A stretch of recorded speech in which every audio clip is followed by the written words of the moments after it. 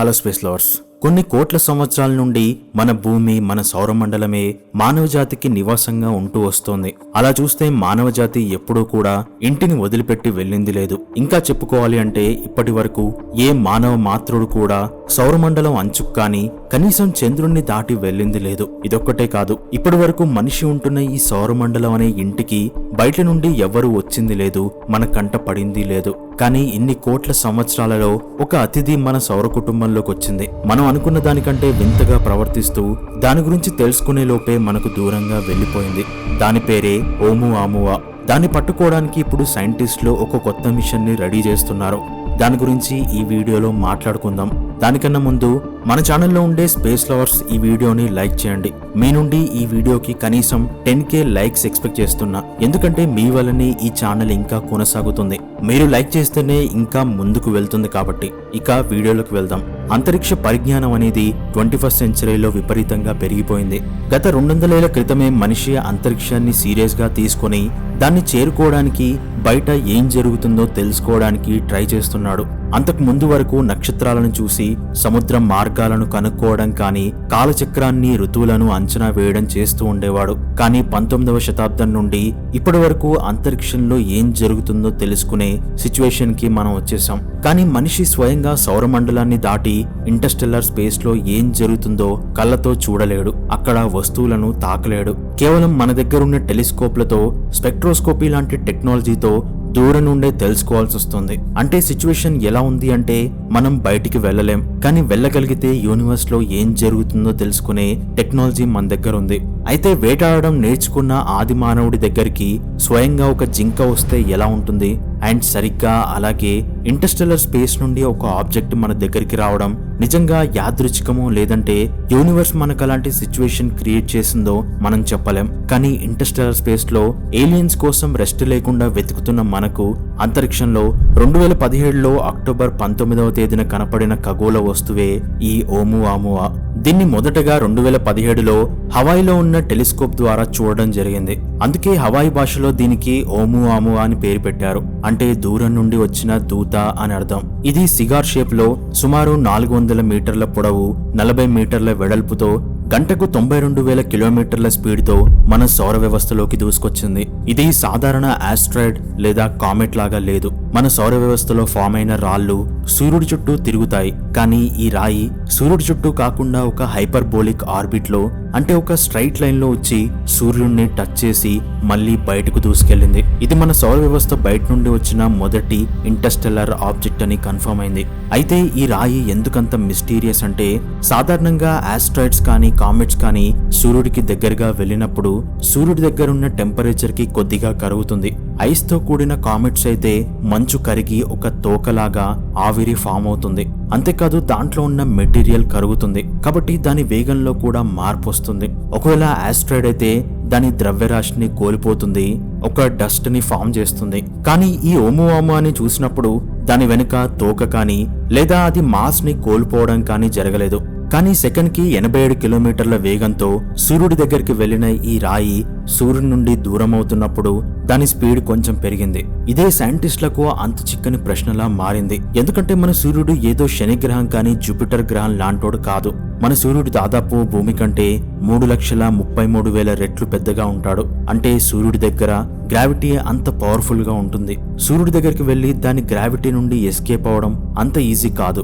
ఈ రాయి సూర్యుడి దగ్గర నుండి బయటకు వచ్చేటప్పుడు ఎక్కువ స్పీడ్ తో బయటకెళ్ళింది. ఈ నాన్ గ్రావిటేషనల్ యాక్సిలరేషన్ వల్ల సైంటిస్టులు గందరగోళంలో పడ్డారు. కొందరు ఇది ఏలియన్ స్పేస్ షిప్ కావచ్చు అని స్పెక్యులేట్ చేశారు. హార్వర్డ్ యూనివర్సిటీకి చెందిన ఆస్ట్రోఫిజిస్ట్ ఆవి లోబ్ దీన్ని ఏలియన్స్ కి సంబంధించిన సోలార్ సెల్ కావచ్చు అని అన్నారు. కానీ చాలా మంది సైంటిస్టులు దీన్ని నైట్రోజన్ ఐస్ లేదా హైడ్రోజన్ ఐస్ తో ఉన్న ఒక వింత కామెట్ అని బిలీవ్ చేస్తున్నారు. దాని రంగు రెడ్డిష్ గా ఉంది. ఇది స్పేస్ లో కాస్మిక్ రేస్ వల్ల రావచ్చు. ఇది ప్రతి 7.3 గంటలకు ఒకసారి తన యాక్సిస్ పై తిరుగుతుంది మరియు దాని బ్రైట్నెస్ అనేది 10 రెట్లు వేరియేషన్ చూపిస్తుంది. అంటే ఇదొక చాలా ఎలాంగేటెడ్ షేప్ లో ఉంది అని అర్థం. నాసా చెప్పిన దాని ప్రకారం ఇది రాయి లాంటి మెటీరియల్ తో తయారై ఉండొచ్చు, లేదంటే మెటల్ తో కూడా తయారై ఉండొచ్చు. ఎందుకంటే సూర్యుడి దగ్గరికి వెళ్ళినప్పుడు దాని నుండి ఎలాంటి వాటర్ లీకేజ్ కానీ ఎలాంటి గ్యాస్ డస్ట్ కానీ రాలేదు కాబట్టి ఇది ఎక్కువ శాతం మెటల్ తో తయారై ఉండొచ్చు అని ఒక అంచనా. అయితే ఇది ఇంతకీ ఎక్కడి నుండి వచ్చింది, దీని ఆరిజిన్ గురించి తెలుసుకోవాలి అని ఖగోళ శాస్త్రవేత్తలు అదొచ్చిన డైరెక్షన్ మార్గాన్ని మిలియన్ సంవత్సరాల వెనక్కి ట్రేస్ చేసినప్పుడు ఇది వేగా అనే స్టార్ ఉన్న లైరా నక్షత్ర మండలం నుండి వచ్చినట్టు అనుమానిస్తున్నారు. అది కూడా పూర్తిగా కన్ఫర్మేషన్ లేదు, కానీ మన భూమి నుండి దాదాపు 81 లైట్ ఇయర్స్ దూరం నుండి ఇది వచ్చినట్టు మాత్రం తెలుసుకున్నారు. కానీ ఇది గెలాక్సీలో బిలియన్ ఇయర్స్ గా ప్రయాణిస్తూ ఉండొచ్చు. అలాంటి ఒక అంతరిక్ష అతిథిని మనం పూర్తిగా పరిశోధన చేసేలోపే మన నుండి బిలియన్ల కిలోమీటర్ దూరం వెళ్లిపోయింది. సెకండ్కి 26 కిలోమీటర్ల వేగంతో ప్రయాణిస్తుంది. అయితే ఇన్ని సంవత్సరాల్లో మనకు దొరికిన ఒక ఇంటర్స్టెల్లర్ ఆబ్జెక్ట్ గురించి మనం తెలుసుకోకుండానే ఎలా వదిలేస్తాం? అందుకే సైంటిస్టులు ఇప్పుడు దీన్ని పట్టుకోవడానికి ఒక మిషన్ ని ప్లాన్ చేస్తున్నారు. ఎందుకంటే ఇది ఒక ఏలియన్ స్పేస్ షిప్ కావచ్చు, లేదంటే ఏదైనా గ్రహాంతరవాసుల నాగరికతకు చెందిన వస్తువు కూడా అయి ఉండొచ్చు. అంటే మన వోయేజర్ స్పేస్ క్రాఫ్ట్ అనేది ఏదో ఒక రోజు దాని శక్తిని కోల్పోయి అంతరిక్షంలో జీవం లేకుండా అలా వెళ్తూనే ఉంటుంది కదా, అలాంటి ఒక వస్తువు కూడా అయి ఉండొచ్చు. ఒకవేళ అలా కాకపోయినా ఓమువామువా అనేది ఇంటర్స్టెల్లార్ నుండి వచ్చిన మొదటి వస్తువు కాబట్టి దాని గురించి మనం తెలుసుకుంటే బయటి ప్రపంచాల గురించి మనం తెలుసుకోవచ్చు. అందులో మనకు తెలియని కొత్త ఖనిజాలు కానీ మిస్టీరియస్ మెటీరియల్ ఏదైనా ఉండొచ్చు. ఒకవేళ ఇది ఏలియన్ టెక్ అని తేలితే మనం ఇంకొక సివిలైజేషన్ తో కాంటాక్ట్ చేసే ఛాన్స్ ఓపెన్ అవుతుంది. అయితే ఇది ఇప్పుడు దాదాపు నెప్ట్యూన్ ఆర్బిట్ ని దాటి పెగాసస్ నక్షత్ర మండలం వైపుకు దూసుకెళ్తుంది. దీన్ని టెలిస్కోప్లతో చూడడం కూడా ఇప్పుడు పాసిబుల్ కాదు, కానీ దీన్ని క్లోజ్ గా స్టడీ చేస్తే మనకి ఇంకో స్టార్ సిస్టమ్ లో ఏం జరుగుతుందో తెలుస్తుంది. ఇదొక సాధారణ రాయి మాత్రమేనా, లేదంటే నైట్రోజన్ ఐస్ తో ఉన్న కామెటా, లేదా నిజంగానే ఏలియన్ టెక్నాలజీనా? ఈ ప్రశ్నలకు జవాబు తెలుసుకోవాలంటే మనం దీన్ని చేరుకోవాలి. దీన్ని స్టడీ చేయడం అంటే ఇంకో స్టార్ సిస్టమ్ లో ఫామ్ అయిన మెటీరియల్ ని టచ్ చేయడం లాంటిది. దీని ఐసోటోపిక్ సిగ్నేచర్ మన సౌర వ్యవస్థలో ఉన్న ఏ ఆబ్జెక్ట్ కి సంబంధం లేకుండా ఉండొచ్చు. దీన్ని స్టడీ చేస్తే గెలాక్సీలో ప్లానెట్స్, కామెట్స్ ఎలా ఫామ్ అవుతాయో, లైఫ్ ఎలా ఆరిజినేట్ అవుతుందో కొత్త క్లూస్ దొరకొచ్చు. ఒకవేళ ఇది ఏలియన్ టెక్ అని తేలితే అది మన సివిలైజేషన్ హిస్టరీనే చేంజ్ చేస్తుంది. అందుకే దీన్ని పట్టుకోవడానికి ప్రాజెక్ట్ లైరాని యూకేలోని నాన్ ప్రాఫిట్ గ్రూప్ 2017 అక్టోబర్ 30న స్టార్ట్ చేసింది. దీనికి ఇనిషియేటివ్ ఫర్ ఇంటర్స్టెల్లార్ స్టడీస్ అని పేరు పెట్టారు. వీళ్ళ గోల్ ఏంటంటే ఓమువామువాని చేరుకోవడానికి ఒక స్పేస్ క్రాఫ్ట్ ని పంపడం. ఒక స్పేస్ క్రాఫ్ట్ ని పంపడం ఫీజిబులా కాదా అని చెక్ చేయడం, మరియు దానికోసం మిషన్ కాన్సెప్ట్ ని ప్రతిపాదించడం.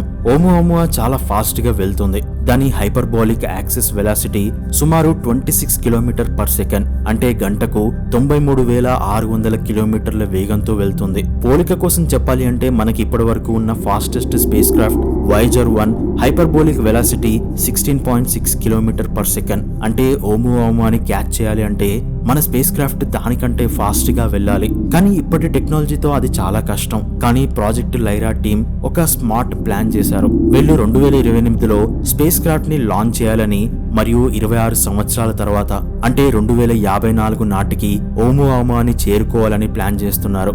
కానీ ఈ మిషన్ లో కఠినమైన ఛాలెంజెస్ ఉన్నాయి.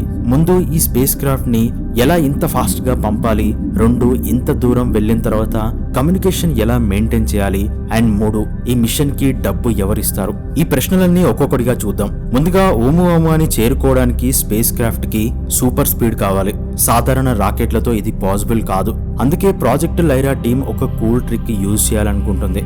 దీని పేరు జూపిటర్ ఆర్బిట్ మాన్యువర్. ఇదేంటంటే స్పేస్ క్రాఫ్ట్ ని ముందు వీనస్, ఎర్త్ మరియు మార్స్ చుట్టూ తిప్పి ఆ తర్వాత జూపిటర్ గ్రావిటీని ఒక స్లింగ్ షాట్ లాగా వాడి స్పేస్ క్రాఫ్ట్ ని సూపర్ స్పీడ్ తో ఓమువామువా వైపు పంపడం. ఈ ట్రాజెక్టరీని వీగా అని కూడా అంటారు. ఈ ప్లాన్ లో స్పేస్ క్రాఫ్ట్ 2028లో లాంచ్ అవుతుంది. వీనస్, ఎర్త్, మార్స్ లను టచ్ చేసి 2034లో జూపిటర్ ని రీచ్ అవుతుంది. జూపిటర్ దగ్గర స్పేస్ క్రాఫ్ట్ ఒక పవర్డ్ ఫ్లైబై చేస్తుంది. అంటే రాకెట్ ఇంజన్ ని ఆన్ చేసి జూపిటర్ గ్రావిటీతో కలిపి స్పీడ్ ని బూస్ట్ చేస్తుంది. ఈ టెక్నిక్ వల్ల స్పేస్ క్రాఫ్ట్ సెకండ్ కి 18 కిలోమీటర్ల పర్ సెకండ్ స్పీడ్ తో ఓమువామువాని చేరుతుంది. అంటే సుమారు 64,800 కిలోమీటర్లు గంటకి. అండ్ ఇంకొక ఆప్షన్ ఏంటంటే సూర్యుడి దగ్గర కూడా ఇలాంటి గ్రావిటేషనల్ స్లింగ్ షాట్ మెథడ్ ని యూజ్ చేసి వెళ్ళొచ్చు. కాకపోతే సూర్యుడికి 3.5 మిలియన్ కిలోమీటర్లు దగ్గరగా వెళ్ళాలి. దానికోసం పార్కర్ సోలార్ ప్రోబ్ లాంటి హీట్ షీల్డ్ కావాలి. సూర్యుడి గ్రావిటీని ఎస్కేప్ అవడానికి ఇంజన్స్ పవర్ఫుల్ గా ఉండాలి. కానీ దీంతో సెకండ్ కి 30 కిలోమీటర్ల వేగంతో ఓమువామువాని రీచ్ అవుతుంది. కానీ ఇది అనుకున్నంత ఈజీ కాదు. అందుకే ఫస్ట్ మెథడే బెటర్. అండ్ ఇంకొక ఛాలెంజ్ ఏంటంటే ఓమువామువా ఇప్పుడు టెలిస్కోప్ల రేంజ్ కి బయట ఉంది. అంటే దాని ఖచ్చితమైన లొకేషన్ ట్రాక్ చేయడం కష్టం. స్పేస్ క్రాఫ్ట్ ని దాని దగ్గరకు నావిగేట్ చేయడానికి అడ్వాన్స్డ్ సాఫ్ట్వేర్ అంటే ఆప్టిమమ్ ఇంటర్ప్లానెటరీ ట్రాజెక్టరీ సాఫ్ట్వేర్ కావాల్సి ఉంటుంది. 26 సంవత్సరాల పాటు పవర్ సప్లై చేయడానికి radio isotope thermo electric generators కావాల్సి ఉంటుంది. లక్కీలీ ఈ టెక్నాలజీ మన దగ్గర ఎప్పటి నుండో ఉంది. అయితే అంత దూరం వెళ్ళాక దానితో కమ్యూనికేషన్ మెయింటైన్ చేయడం చాలా కష్టం. ఎందుకంటే అది ప్లూటో ఆర్బిట్ కంటే 4 రెట్లు దూరంలో ఉంది. ఇంత దూరంలో కమ్యూనికేషన్ మెయింటైన్ చేయడం, డేటాని ట్రాన్స్మిట్ చేయడం చాలా టఫ్. ఒకవేళ ఈ టెక్నాలజీస్ అన్నిటిని మనం అచీవ్ చేసినా సరే దానికి కావాల్సిన ఫండింగ్ ఎవరు చేస్తారు అనే ప్రశ్న కూడా పుడుతుంది. ఈ మిషన్ కి బిలియన్ల డాలర్లు కావాల్సి ఉంటుంది. నాసా, ఈసా, స్పేస్ ఎక్స్ లాంటి ఏజెన్సీలు ఫండింగ్ చేయాలి. కానీ వీళ్ళకి ఇంటర్స్టెల్లర్ మిషన్స్ కి బదులు మార్స్ ప్లానెటరీ మిషన్స్ కే బడ్జెట్ ఉంటుంది అండ్ సైంటిఫిక్ కమ్యూనిటీస్ నుండి సపోర్ట్ కావాలి. అయితే మిషన్ డ్యూరేషన్ అనేది 26 సంవత్సరాలు. అంటే ఈ మిషన్ సక్సెస్ ని చూడాలి అంటే చాలా మంది సైంటిస్టులు 2054 వరకు వెయిట్ చేయాలి. ఇంత లాంగ్ టర్మ్ మిషన్ కి కమిట్మెంట్, రిసోర్సెస్ మెయింటెనెన్స్ చేయడం చాలా కష్టం. లేజర్ సేల్స్ లాంటి అడ్వాన్స్డ్ టెక్నాలజీ 2028 నాటికి రెడీ అవ్వాలి. కానీ అవి ఇప్పుడు డెవలప్మెంట్ ఫేజ్ లో ఉన్నాయి. ఒకవేళ ఈ మిషన్ గనుక సక్సెస్ అయితే ఇది మానవాళి తొలి ఇంటర్స్టెల్లర్ మిషన్ అవుతుంది. ఇది మన టెక్నాలజీని, సైన్స్ ని నెక్స్ట్ లెవెల్ కి తీసుకెళ్తుంది. ఉదాహరణకు బ్రేక్ త్రూ స్టార్ షాట్ లాంటి ప్రాజెక్ట్స్ ఆల్ఫా సెంటూరి నక్షత్రం దగ్గరికి 20-30 ఏళ్లలో చేరాలని ప్లాన్ చేస్తున్నాయి. ప్రాజెక్ట్ లైరా లాంటి మిషన్స్ ఆ టెక్నాలజీని టెస్ట్ చేయడానికి ఒక మిషన్ లా ఉపయోగపడుతుంది. ఈ మిషన్ సైన్స్ కోసం మాత్రమే కాదు, ఇది మొత్తం హ్యుమానిటీ ఫ్యూచర్ గురించి. ఓముఆముఆ లాంటి ఆబ్జెక్ట్స్ మన సౌర వ్యవస్థలోకి వస్తే వాటిని స్టడీ చేయడం అంటే మనం గెలాక్సీలో ఒక స్టెప్ ముందుకు వేయడం లాంటిది. అంతేకాదు ఈ విశాల విశ్వంలో మనం ఒంటరి వాళ్ళమా అనే ప్రశ్నకు జవాబు దొరికే ఛాన్స్ ఇస్తుంది. సో దీని గురించి మీరేమనుకుంటున్నారు? మీ అభిప్రాయాన్ని కింద కామెంట్ చేయండి. వీడియో నచ్చితే తప్పకుండా లైక్ చేయండి. ఎందుకంటే మీరు చేసే లైక్ మాత్రమే మన ఛానల్ని బ్రతికిస్తుంది. కాబట్టి మన రెగ్యులర్ సబ్స్క్రైబర్స్ కొంచెం కేర్ తీసుకొని మన వీడియోస్ కి లైక్ చేసి కామెంట్ పెట్టి షేర్ చేస్తే నా వంతుగా మంచి వీడియోస్ తీసుకురావడానికి ట్రై చేస్తూనే ఉంటాను. అండ్ ఇంతవరకు చూసినందుకు థ్యాంక్స్ ఫర్ వాచింగ్.